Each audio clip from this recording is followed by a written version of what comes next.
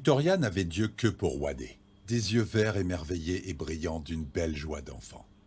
Daphné regardait sa fille et Michael observait Wadé engloutir méthodiquement tout ce qui passait à sa portée, presque sans plaisir, mécaniquement. Un petit silence de paix tranquille enveloppa doucement la scène. Ce fut Wadé qui le brisa en premier. Je vous dois une part de ma vérité, juste une part. L'entier vous terroriserait inutilement. J'ai vécu longtemps loin de mes frères les hommes, très longtemps. Des êtres malveillants m'ont manipulé, drogué, dressé pour chasser et pour tuer. Je suis resté leur otage jusqu'à aujourd'hui, où je me suis enfui. Il y avait dans mon bagne ces créatures, et quelques-unes d'entre elles m'ont suivi, ici, parmi vous. Je vous demande pardon, car ce qui va suivre risque d'être terrible, et je vous y ai mêlé. J'ai rêvé de Victoria pendant ma fuite.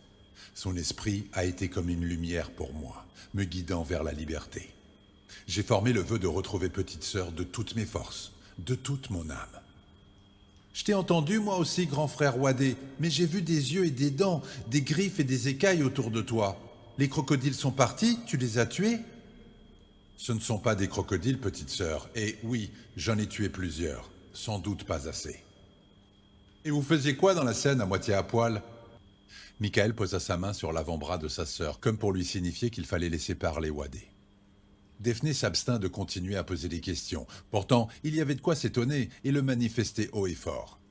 Le fleuve, c'est ça? C'est par là que je suis remonté. C'est par là qu'ils vont venir, eux aussi. Le Moloch n'est pas loin. Il les appelle à lui. Il appelle la Horde. Je l'entends. Je dois trouver sa cache. Montrez-moi la scène. Aïe, ça va être coton en plein après-midi. On peut pas attendre le début de soirée?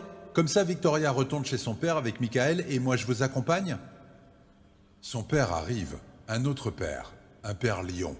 Il vient pour elle et pour moi, je le sens. Il est là dans le bâtiment. Il nous cherche. Placez-vous derrière moi, maintenant.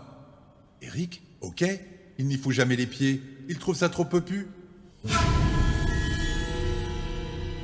Mais à cet instant, ce qui chut sur le sol devant eux, tombant des gaines qui les surplombaient, grondant et grinçant des dents, les força à contempler une autre réalité. Wadé se dressa de toute sa taille, dans une impressionnante posture de défense. Quelque chose dans sa physionomie changeait imperceptiblement.